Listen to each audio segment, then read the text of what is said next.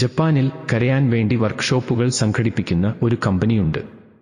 വർക്ക്ഷോപ്പുകളിൽ പങ്കെടുക്കുന്നവർ കരയുന്നതുവരെ വളരെ സങ്കടകരമായ വീഡിയോകൾ അവരെ കാണിക്കുകയും കരഞ്ഞുകഴിഞ്ഞാൽ അവരുടെ കണ്ണുനീർ തുടക്കാൻ ഒരു സുന്ദരനായ ഒരാളെ ഇവർ ഏർപ്പാടാക്കുകയും ചെയ്യും.